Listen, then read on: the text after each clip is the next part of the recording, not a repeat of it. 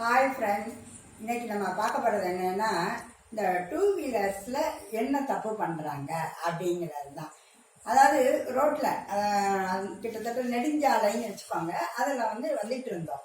அப்போ பார்த்தீங்கன்னா எங்களுக்கு சைடில் அந்த வெள்ளைக்கோடு போட்டு போயிட்டே இருக்கும் பார்த்தீங்களா, டூ வீலர்ஸ்க்குன்னு ஒரு பாதை.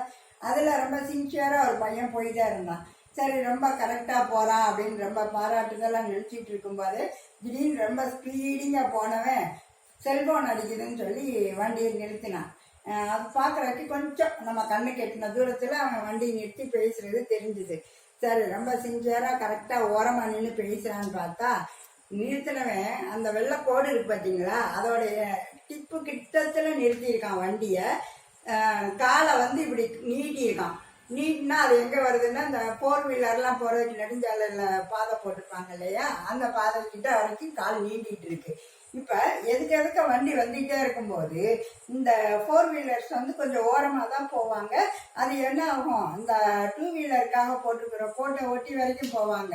ஆனால் இவன் அது தெரியாத அளவுக்கு காலை இப்படி நீட்டி இருந்தா, இருட்டு நேரத்தில் அவன் கால் நீட்டி இருக்கிறது கொஞ்சம் ரிஸ்காக தான் இருக்கும். அதனால இந்த 2 வீலரில் போகிறவங்க எங்கேயா நிறுத்தி பேசினா காலை வெள்ளைக்கோட்டுக்கு வெளியே வரைக்கும் நீட்டிக்கிட்டு நின்று பேசக்கூடாது.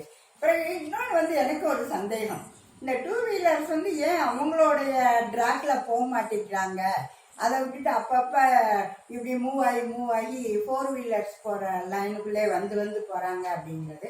சில நேரம் அந்த ரோட்டு ஓரத்தில் இருக்கிற அந்த புல் இதுகளை எல்லாம் எடுக்காமல் விட்டுருக்கிறதுனால ஏதாவது பாம்பு வந்துடும் நைட்லன்னு பயந்து போய் கண்டா அவங்க அப்பப்போ இங்கிட்டு வர்றாங்களான்னு தெரியல. அது அவங்களுக்கு தான் தெரியும். இருந்தாலும் எங்கேயாவது நிறுத்தி பேசுறீங்கன்னா காலை நீட்டிக்கிட்டு பேசாதீங்க. கொஞ்சம் வண்டியை விட்டு இறங்கி ஓரமாக வண்டியை நிறுத்தி பேசுனீங்கன்னா 2 வீலர்ஸுக்கு ஆக்சிடென்ட் குறையும். ஓகே, பாய்.